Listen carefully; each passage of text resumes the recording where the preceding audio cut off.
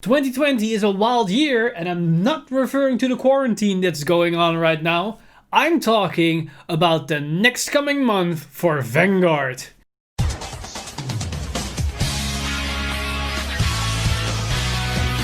Stand up! Vanguard!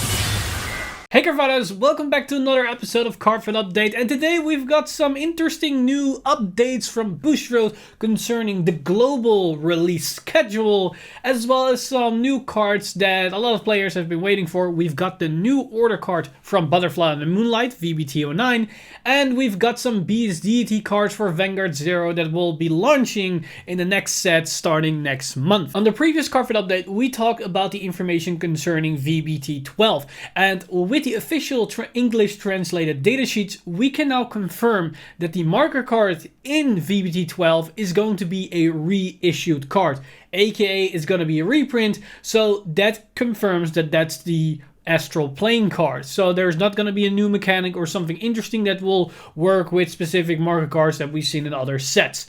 Also, the second thing, and this is interesting, is that in the English translated sheet for the reprint card of the Great Free Search for Narukami, that it states that a case will contain at least 4 copies. So there might be even more copies per case if you're lucky with your case pools. And this somewhat reflects what happened with the Bang Dreams set, because as you guys know, we talked about this special secret pack for the extra band that was Rise of Silen, that a case would contain 4 secret packs. But actually, it was at least 4, because a lot of cases actually contained an average of 6 of those secret packs. So there might be the case that Mighty Boulder Rune might actually be more copies in a case on average, and that could potentially be the same for the Aqua Force one and for the Shadow Paladin one. So there might actually be more of these reprints in circulation than most people actually anticipate. But that's something we have to wait and see until we get the actual results of the cases once we enter those months where those sets are starting to get released in Japan as well as in English. Now, talking about those release months, we finally get the official schedule for the coming next month for the second half of 2020, and the schedule is surprisingly short. And what I mean with that is that a lot of sets are being released in rapid succession back to back, because this is our schedule. And as you can see, we are at the same stage as Japan in January. And Japan is with Bermuda Triangle in December. So at the end of this schedule, so beginning next year, we're only 1 month off with Japan. And depending on when they're going to get their Bermuda set in December, and depending on when we're going to get our Bermuda set in January, this can be a difference between 4 to 8 weeks. And I'll probably assume somewhere in 5 to 6 week difference. And that's actually pretty insane, because at the beginning of this schedule, we're somewhere around 3 months off. So things are starting to get very exciting. And that has to do with a couple of things in this schedule. As you can see, October has 2 major booster sets. We have VBT9 and VBT10 in the same month. And also in that month, we're going to get our Majesty Lord Blaster special set. Probably they didn't have the room to put it in, but that's the moment that we're going to get this set as well, because that's on October the 2nd. So that's actually the first thing we're going to get in October. Now you might think to yourself, October is going to be insane because they have 2 major sets, and why is then in September, November, December everything neatly one set? What I think is happening here is that actually every single set has the same time interval between them, but because of random chance, those 2 sets, VBT9 and 10, actually just fall in the same month. So it can be happen that VBT9 is at the beginning of October and VBT10 is at the end of October. And I assume every set will have about 3 to 4 weeks between them, so it's not that the sets are going to come faster and faster, it's just that they all have the same interval between them. And the fact that Royal Paladin and Bermuda Triangle are in the same month is actually pretty fine, because Royal Paladin is just a super trial deck, so to speak, and Japan has an entire month for that. Now, another thing that might strike your eye with this release schedule is the absence of the Bang Dream booster set. To be very blunt, I have no clue why it isn't on this release schedule. And you could say there might be something with international property, so they might need to get the correct credentials, or something with licensing issues that they cannot get it to the West. Well, the problem is that in most cases that could be a plausible cause. But for Bang Dream, that should be a non-issue, because Bang Dream is a Bushiroad-owned IP. So if they want to release it somewhere around the world, they could do that whenever they want. So there might be two answers for this. One, it's that they never had the plan to release it to the English side, so it was only a Japan exclusive thing, and that all the collab sets are gonna be a Japan exclusive thing. This could be very plausible, because they never ever confirmed that we international players would also get this collab set. But another thing might be plausible is that because Bushiroad is planning to allow us to catch up with Japan, because after this release schedule we are pretty close to the Japan release schedule, because we already are overloaded with sets getting released back to back to back.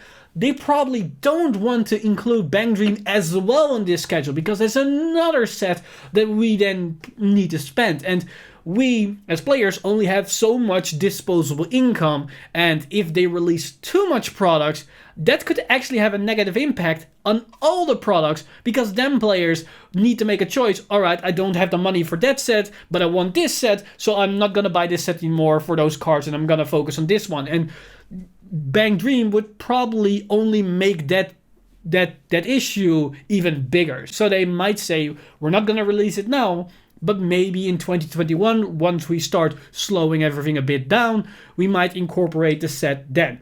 However, if that's the case, I think that is also a bad thing, because a lot of players in 2021 probably don't care for Bang Dream anymore, because even now, Bang Dream isn't as meta relevant as a lot of players expected. There's only one or two bands that actually do something right now. But if they release it after this whole support wave, then probably the entire set is non-existent in relevancy whatsoever, and only casual players and Bang Dream fans would actually buy it. But competitive players, or players that always want to have something that is actual playable in their landscape, probably don't care for the set anymore at the time. I assume we're never going to get that set in the English side ever, because there is no reason to release it after January, because I don't see an actual value for Bushiroad to make a profit in most sense. Now, what's interesting about this particular release set, in my honest opinion, is that this is actually really, really good for us in the international side and for Bushiroad in general. Because the closer we are to Japan, the more excitement we have for an actual set to drop. Because the problem now, what we have with the 3 months gap, is that cards are going to get released. We see the newest decks. We get excited for those cards. And then we need to wait 3 months before we can actually play with them. Yeah, a lot of players then are already moved on, because Japan keeps churning out these new cards. We keep churning out these new sets. And we are still following that train. We get excited for those sets. We get excited for those cards. And then suddenly Bushiroad is knocking on the doors. Oh yeah, here's that set from 3 months ago where you was excited at the time. Here are the cards. And there are probably players that are like, yeah, but I want that new thing that you're gonna bring out in 2 months. So I'm gonna save my money for once that comes out. So there is definitely an issue here with having such a large gap between Japan and the international side. Sure, this doesn't apply to everyone, because we still buy all the next stage set, even though we know what's going to happen in Silver Dust Blaze and what the cards are for the next Rebellion set, Butterfly and the Moonlight, as it's still a competitive game and we need newest cards. But there's definitely an amount of players that then are thinking, you know what, I see already new cards, I'm gonna wait until I get those cards, because I think I want to save my money for those particular sets. So having us closer to Japan can at least eliminate that factor if it's an issue, and I think it's definitely a valid point to bring up in this specific discussion. Now, that was the major news point that we've got for the global international players, because the cards that we got revealed for us aren't really that super exciting and aren't really that in-depth to talk about, but are still interesting to a certain degree because we finally got the order card for Butterfly on the Moonlight, and that is this great free order card, Silver Bullet Roulette. And its ability is cost counter +1, soul charge 1, and if your soul has 2 or more cards with the same card name as a soul charge card, you draw a card.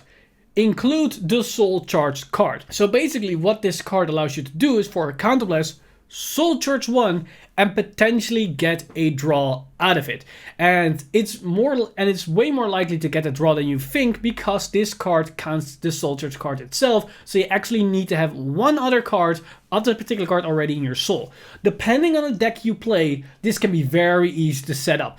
Soul heavy decks like Dark Irregulars, Pale Moon, Genesis, those type of decks can definitely have value out of this card because it's very easy to set up a big enough soul so the chance that you hit actually something is almost 100%. But in certain decks where you can manipulate your deck, that's actually even easier to do. Think of OTT and Genesis as they can manipulate the top cards of the deck and actually set up for this particular card. And in Genesis case, you get even more value because not only you can set it up, but you can actually use the soul. So there are a lot of aspects to this particular card. You can see it as a very simple counter +1 to get 1 soul. You can see it as that, but you can also see it as a counter +1 to get 1 soul and potentially a draw effect. Certain decks can really benefit from that. Pale Moon, for example, they can definitely use the soul, but can also use the cards in hand. And depending on what deck you play in Pale Moon, you can set this up. Now, is this the most powerful order card? No, it's not really, because it's just a counterblast for a soul, which is arguably a bad trade. And getting the potential draw is fine, but a lot of clans already can counterblast 1 and draw a card. And a lot of clans can already counter +1, draw a card, and do something else. But what's interesting is that it at least gives all the clans access to a potential counterblast draw skill. And that was the only card that we got for the official TCG. We also got some more Vanguard 0 cards revealed, as we got a couple of cards for the Beast Deity archetype for the upcoming Nova Grappler support.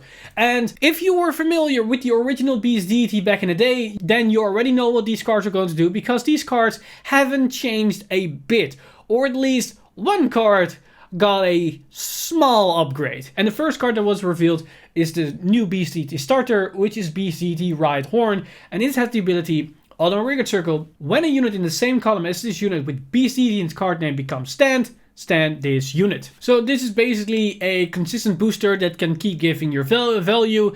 It is nice as it allows you to overcome potential defensive triggers, because those are +5. This is then a 5k booster. It's not the most amazing card, but it's a nice addition that allows you to give more value out of your restanding front row units, which this deck is gonna do more often. Now we also got a Beast Deity Grade 1, which is Beast Deity Hilarity Destroyer, and it skills Auto Vanguard the Rigid Circle. When it attack or the attack it boosted hits, if you have a Vanguard with Beast Deity in its card name, discard a card and draw a card. So this is basically a cycle card which can help you to fetch towards your specific units. It's nice, definitely has a grade 1 that can also function as a booster as well as attacker to proc its skill. So during any time in a match, it allows you to give your value. So it's actually pretty decent. Now the grade 2 is basically the generic 12k attacker, as we have Beast Deity Hatred Chaos. As it has the skill, continues a Rigid Circle. When you have a Beast Deity Vanguard, this unit gets power +3 chaos. So it's just the generic 12k attacker we've seen for multiple archetypes. And of course, Beast Deity got a new boss unit, which is Beast Deity Aztec Buster, which is the Break Rider,